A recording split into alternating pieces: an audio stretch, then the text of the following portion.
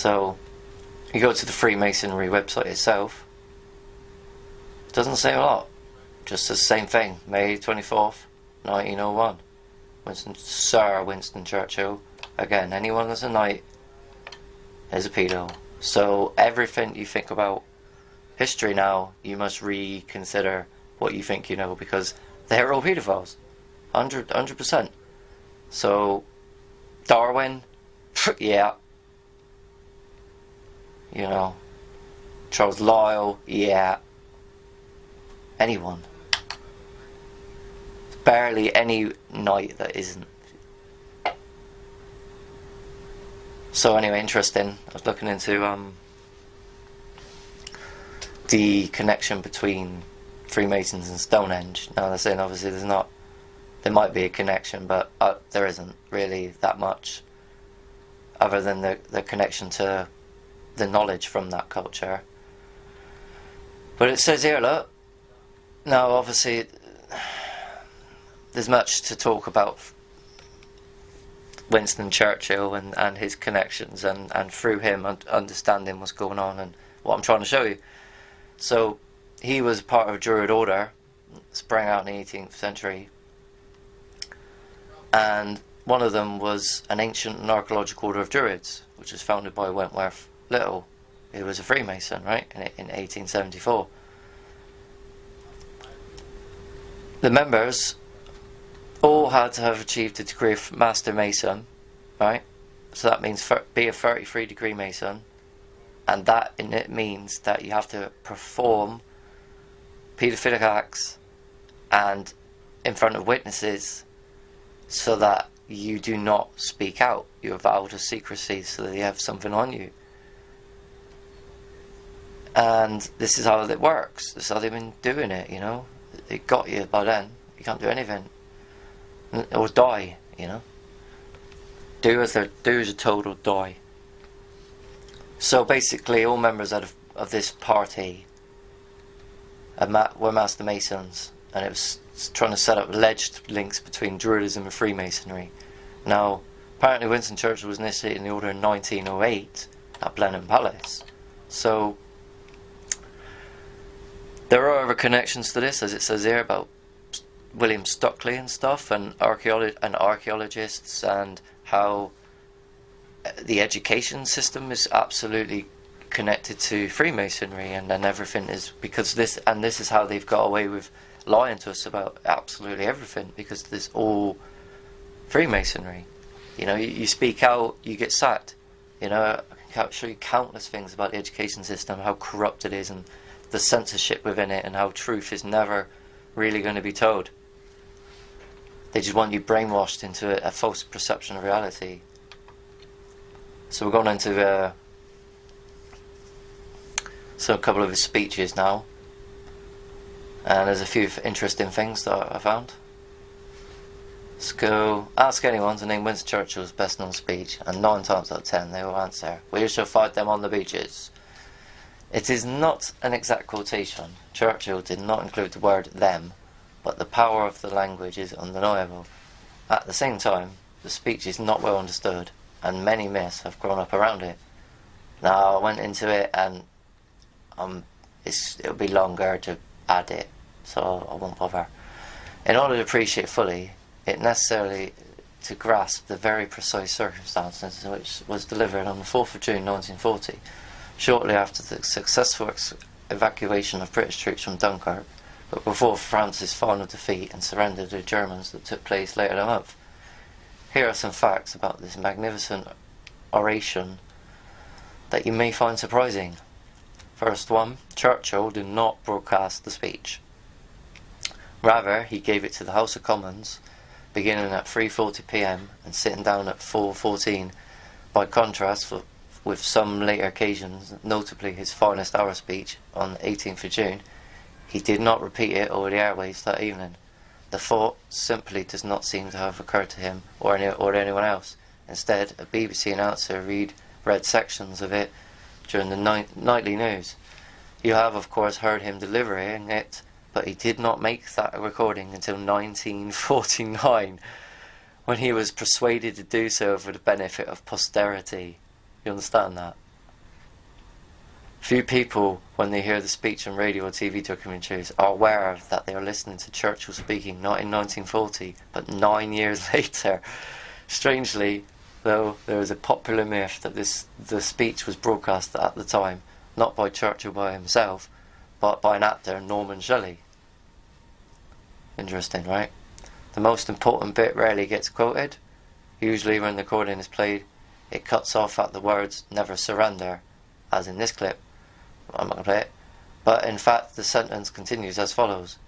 So, never surrender, and even if, which I do not for my moment believe, this island or a large part of it will subjugated and starving, then our empire beyond the seas, armed and guarded by the British fleet, would carry on the struggle until in God's good time the new world, with all its power and might, steps forth to the rescue and the liberation of the old. America. Why did Churchill say this? Why did he choose to qualify his great heroic statement in this way? After all, it gave Nazi propagandists the chance to claim that he was planning to skedaddle, as according to German radio, the war could, of course, never be conducted from another hemisphere unless Churchill and his Confederates were there to conduct it. In fact, there was a compelling research for him to make this statement, which was that the American government wanted him to. The USA, of course, was neutral at the stage. Churchill's initial draft included a reference, which he later deleted by hand, to its strange detachment in the face of the Nazi menace. However, President Roosevelt made clear via secret channels that he wanted a commitment from Britain that even if she were defeated, she would not surrender a fleet, but would send it South Africa, Australia, Canada, and other parts of the empire. If this were done, American intervention could be expected to follow quickly, he promised. So Sir Churchill was giving him the message that he wanted to hear, a message that is now largely forgotten. Come and invade, help us. And not everyone was inspired by his speech. In the House of Commons. Next article. Winston Churchill did not coin the phrase Iron Curtain. Exactly 69 years ago, on March the 5th, 1946, Winston Churchill stood in a college gymnasium in Fulton, wherever that is, at the beginning of the Cold War, while President Harry S. Truman sat behind him in a gown and motorboard. Speaking to students gathered at Westminster College, he accepted an honorary degree and famously condemned the Soviet Union's ways, from setting in the Baltic to Trieste in the Adriatic. An iron curtain has descended across the continent. The actual title of Churchill's speech was Sinews of Peace, though most people know it as the Iron Curtain speech. Over the years, there's been another twist to the record. Churchill often gets credited for coining that metallic metaphor on that stage for the figurative barrier drawn across Europe between the capitalist West and the communist East, but he did not. In fact, there is evidence of the phrase being used to mean exactly that a good 26 years earlier, when an Edward Snowden published a travelogue about her adventures in Bolshevik Russia. So why do quotes get false histories? Lots of reasons. Misinterpretation can be convenient. It's easy not to question a coinage that it seems plausible, especially when it just so happens to give us good gravitas by association. You reach a famous name to give authority, says Elizabeth Knowles, editor of the Oxford Dictionary of Quotations. You want to say Churchill said it, but because you have associated what you're saying with that particular person, gives the saying a bit more oomph. Iron Curtain just feels like something dulcet, witty orator like Churchill would come up with, right? And it's a much clearer signal that you're educated and that your words have heft if you're attribute a quote to Winston Churchill than to Snowden, an unremembered member of the trade union delegation. Many times people invoke quotations that are never said at all. Play it again, Sam. Neither Bogart nor Bergman said these words. Elementary, my dear Watson. Doyle wrote no such thing. Beam me up, Scotty. Sorry, nope. These get passed on because we wish people had uttered them. A misquotation on that kind can be almost what we feel somebody ought to have said, says Knowles. Interesting. And this is kind of like how it relates to sort of like the Bible and the Sumerian literature, and how the names have changed in it, and how certain things have been changed over time. And yeah, there's massive elements of truth in it, but there are some things in it that are, let's say, edited to the point where you don't quite get it, unless you look at the ancient texts.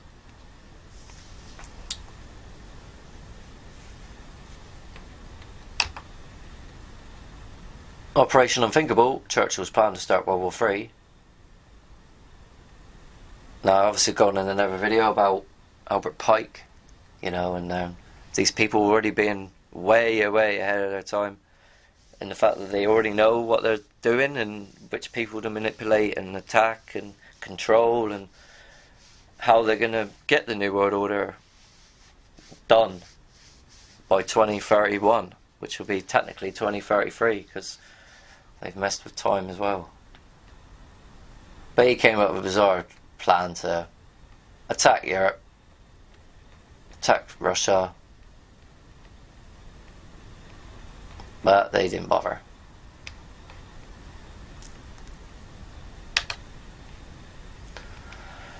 So let's get into Cult Education Institute. 17 of the most influential Freemasons ever, according to Business Insider, 2014.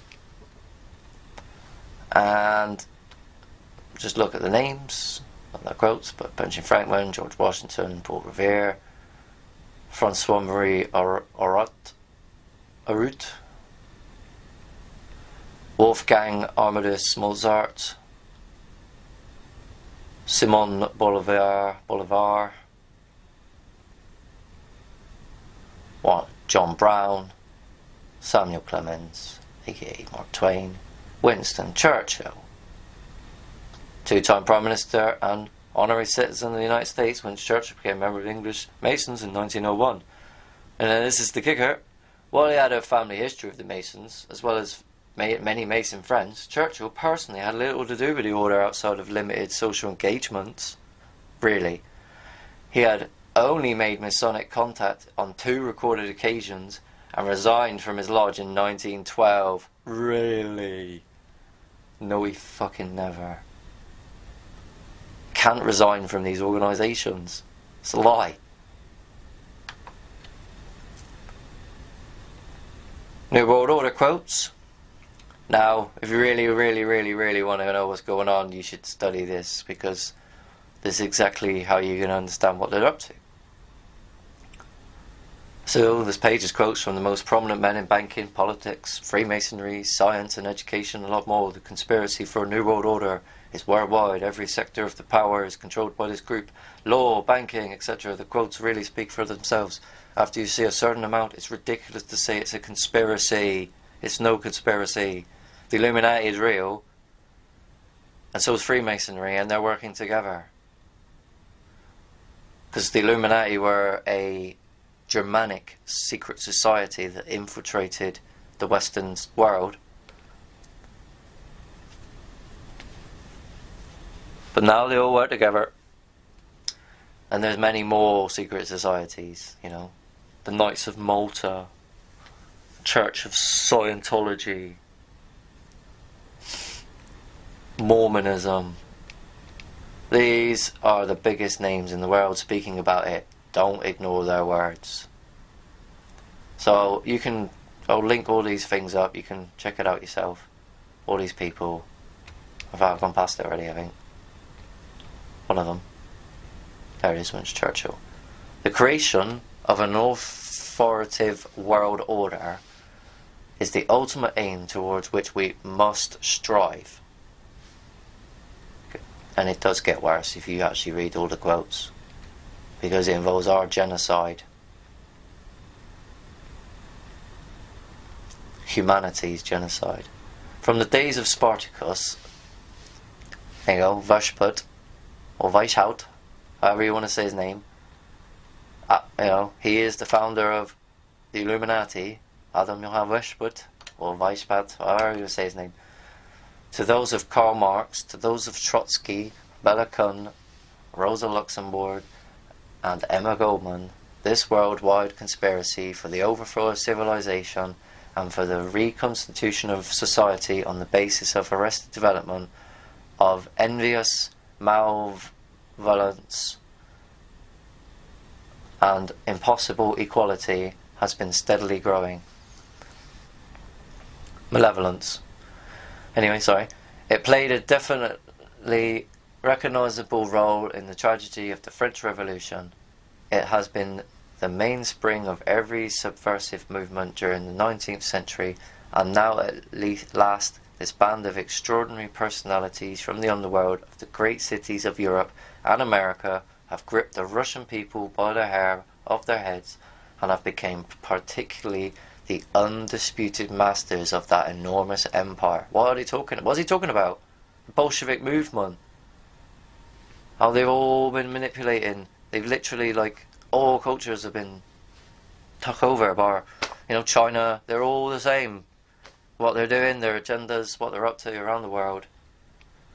It's only a matter of time before they turn on us in this country, and they're going to. No Brexit means martial law, people. So yeah, read those quotes, please, people. And again, this one here, just the same. Just to show there's more. 37 quotes of New World Order. And Churchill's one in here is the same, I believe, though. Yes. So, connections with secret societies, as I said, Notes to Moa, Skull and Bones, Freemasons, Templars, Catholic Church, it's all connected. All roads lead back to the Vatican. Now, I'm not going to read this, but again, it's to the connections with the 33 degree and the highest degree of Scottish Rite Freemasonry. And this goes, you read it, it goes into the initiation rites of Masonry and how that's connected to the rites of, the rite of passage into the Masonic fraternity. And you look at the US Mason presidents, but where we do, Sir Winston Churchill, 33 degree Mason, Prime Minister of England. What do we have it, eh? So he's a Freemason, and he was 33 degree Mason, which means he was a paedophile. Because they had that on him. You have to be. There's no other way of doing it.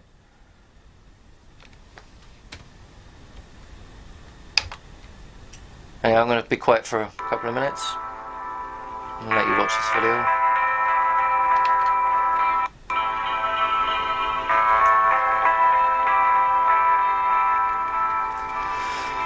And the V symbol, what does it mean?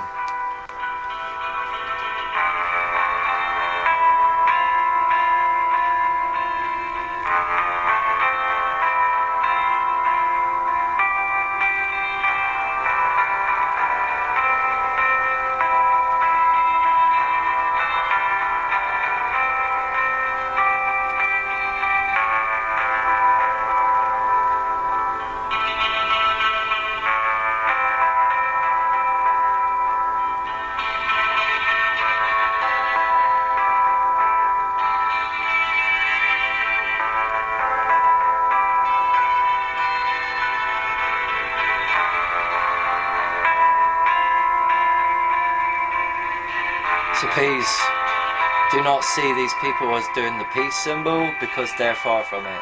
They're the most evil people in the world, most corrupt and vile men on this planet. That V stands for 5.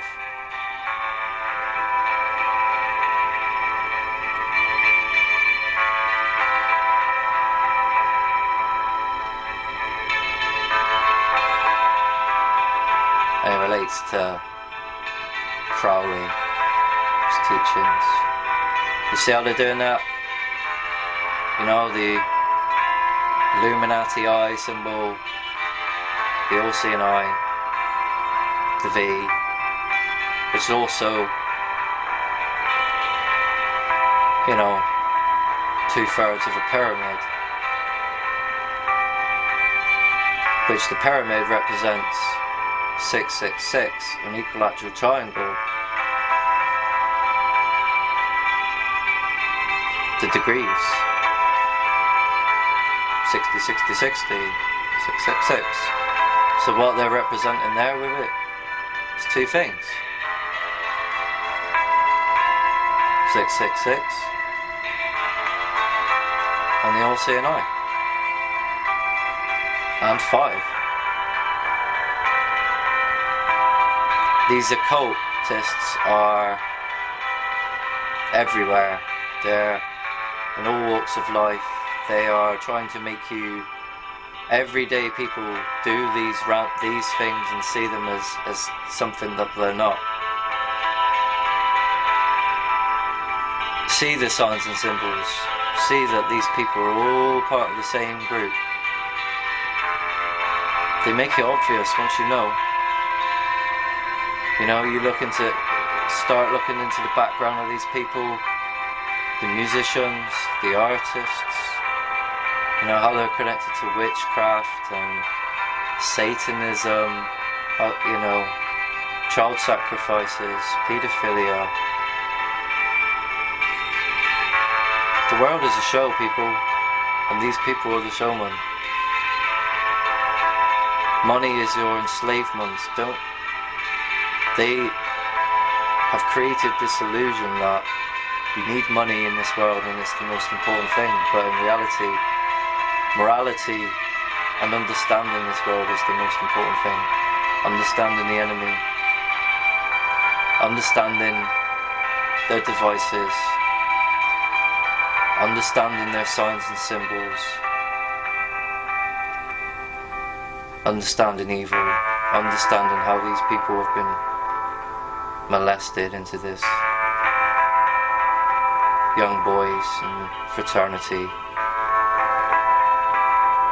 There's a Masonic lodge in every town.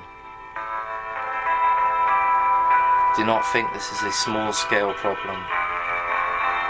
This is a cultural problem which everyone needs to attack on an individual level of knowledge and awareness.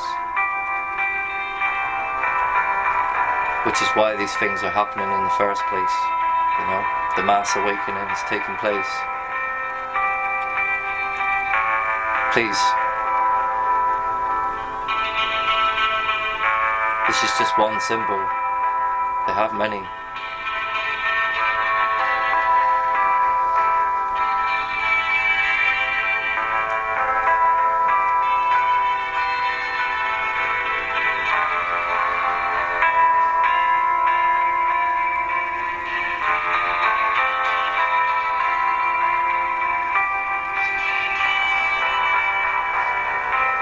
Know your enemy.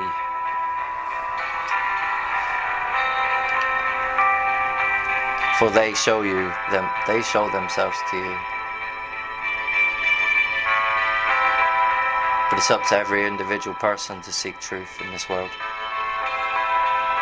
To find salvation in truth and awareness of what's going on around them. I can't save you, you must save yourselves.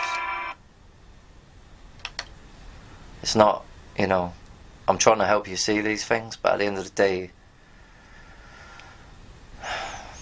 you must believe it in your own mind, and your own energies must be aligned with creation and understanding this world more than what you could ever imagine. So the connections between Aleister Crowley and Adolf Hitler and the symbols that control us.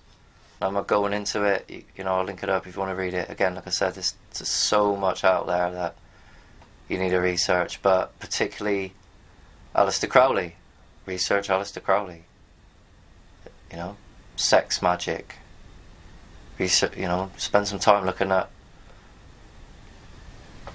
Albert Pike, Church of Satanism and what they're teaching.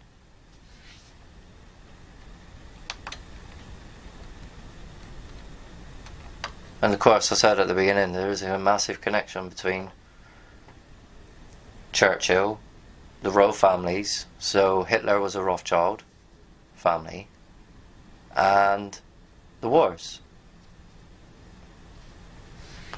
So please, people, check out the man called Great Beast 666 and dubbed by the press as the wickedest man in history.